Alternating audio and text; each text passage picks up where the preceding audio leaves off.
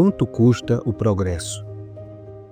A gente faz estátuas para os inovadores, dá nome de pessoas geniais para uma rua, escola e até elemento químico. A gente adora celebrar a inteligência como se fosse a força mais importante da civilização.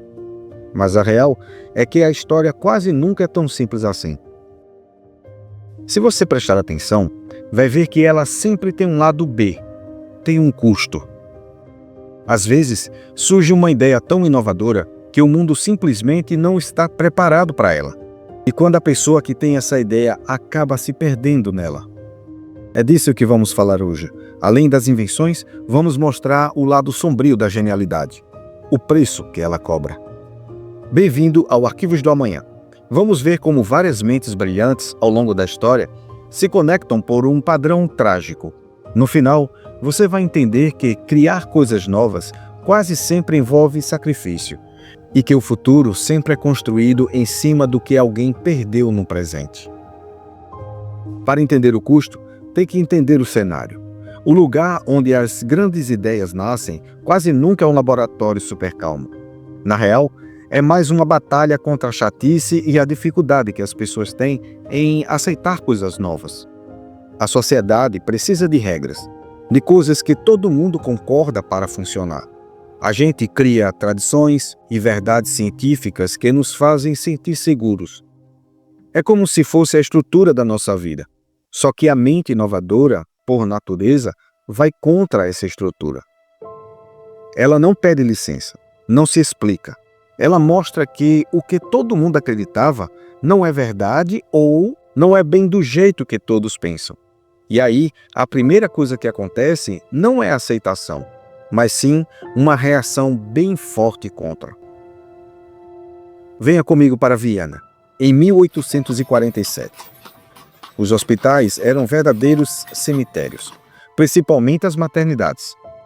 A febre puerperal levava a óbito muitas mães, e os médicos, cheios de vaidade, iam direto da autópsia para os partos, e não lavavam sequer as mãos. Era o normal. A ciência era assim. Acreditava-se que o cheiro de cadáver na mão dos médicos era sinal de que ele era esforçado e dedicado. Esquisito, não é? Um médico húngaro chamado Ignaz Semmelweis percebeu uma coisa.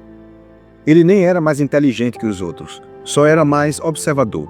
Ele viu que tinha alguma coisa invisível passando dos mortos para os vivos. E a ideia dele? Lavar a mão com uma solução de cal clorada. Super simples, barato até. Hoje em dia, todo mundo sabe que isso é importante, mas na época era uma heresia. E foi aí que começou o desentendimento. O Dr. Ignaz botou a regra em prática. Deu um resultado impressionante. Os falecimentos nas maternidades caíram drasticamente. A turma de medicina em Viena não gostou nada da história. Se sentiram ofendidos. É que o Dr. Semmelweis não fez só uma descoberta científica, como também mexeu com a vaidade e o status dos médicos. Imagina, aceitar o que ele falava era admitir que eles, os doutores importantes, eram os culpados pelas mortes de inúmeras mulheres. Foi mais fácil acabar com um do que dar o braço a torcer. O resultado? O Dr. Semmelweis foi demitido. Virou motivo de piada e foi humilhado em público.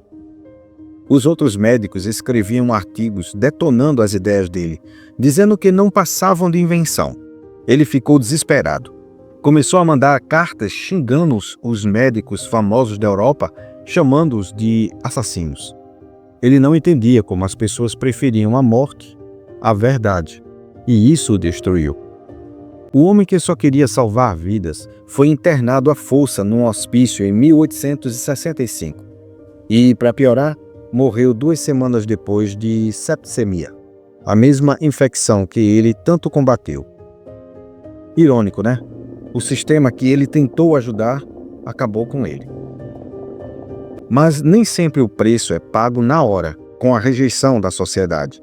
Às vezes, a conta vem aos poucos, com o desgaste de uma vida inteira.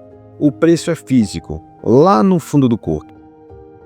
Muito antes da era dos médicos renomados em Viena, a luta entre a genialidade e o sistema já era antiga, muito antiga. É preciso recuar ainda mais na história. Vamos para Alexandria, no Egito, por volta do ano 400 depois de Cristo.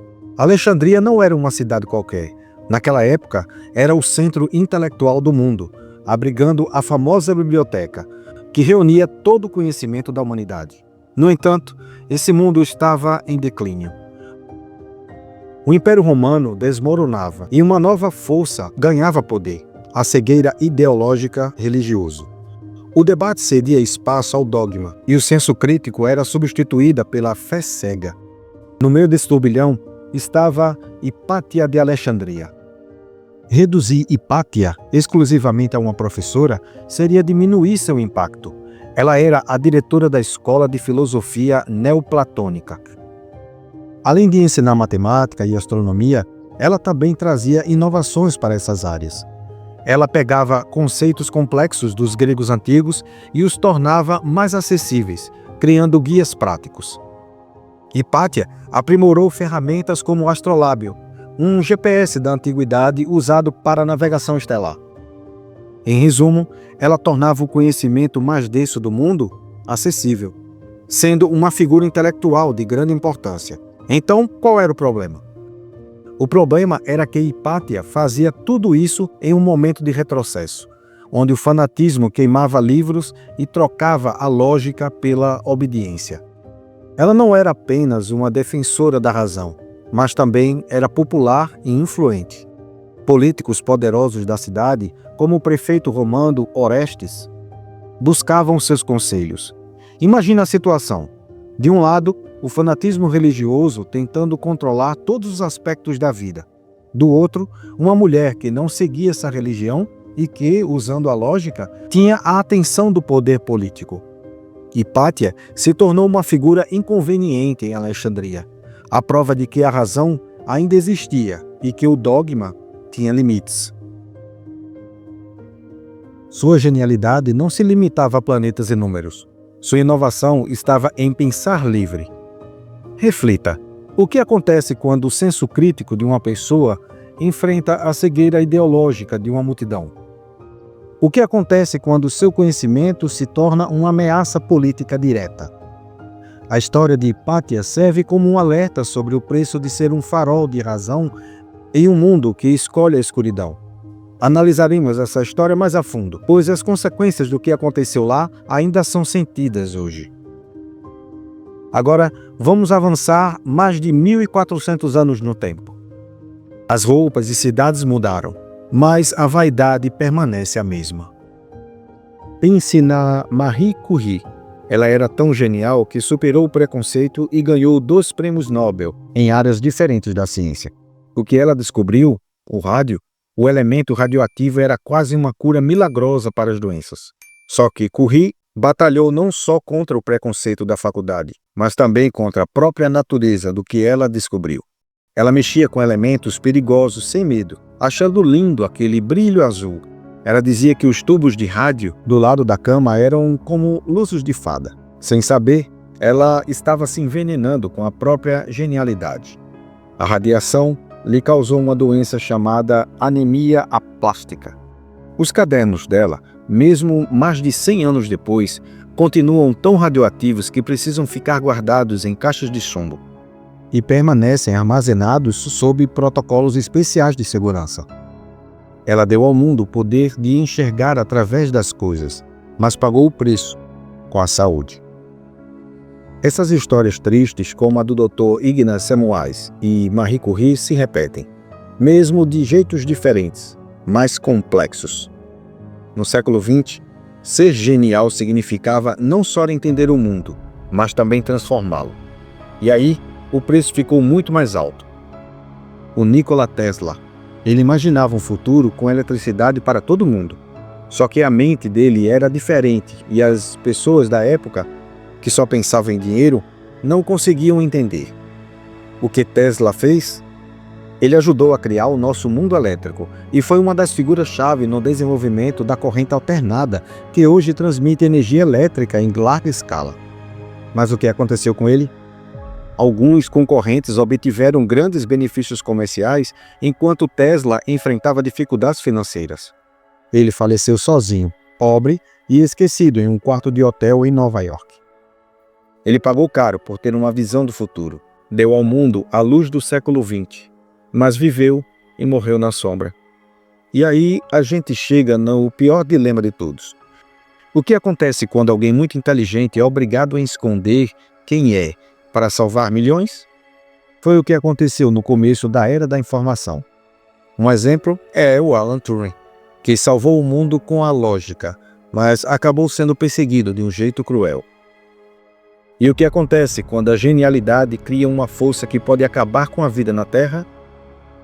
É o caso de Robert Oppenheimer, que se sentiu como um destruidor de mundos.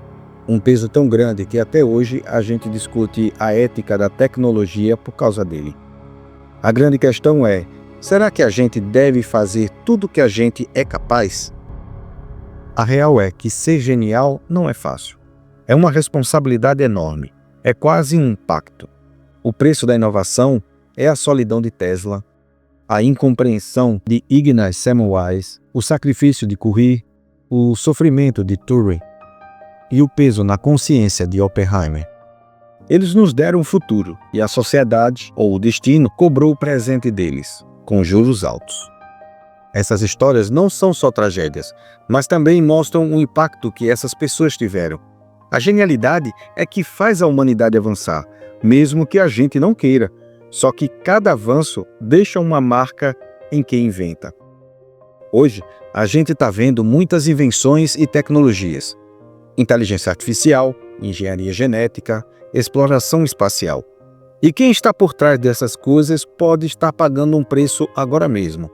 Pode ser que o preço seja ser criticado o tempo todo, ou ter que lidar com questões envolvendo a ética, ou se cansar de tentar explicar um futuro para um mundo que só entende o passado. Para quem inova, a genialidade é um fardo. Exige coragem para suportar rejeição, solidão e consequências imprevistas. Já para a sociedade, é preciso entender e ouvir e aprender o novo antes de condená-lo, e refletir sobre o impacto ético das descobertas.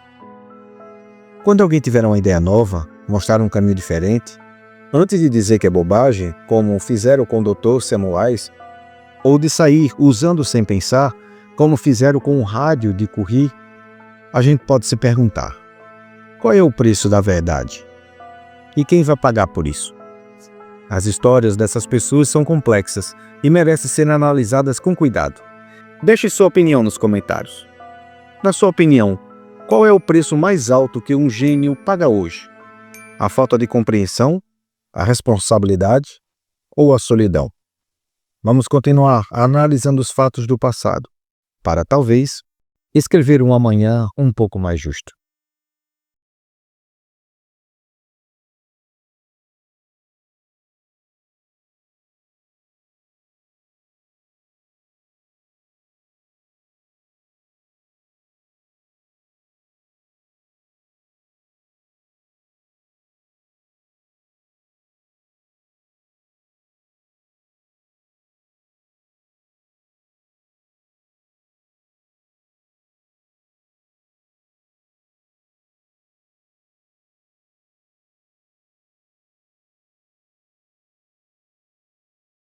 Quanto custa o progresso?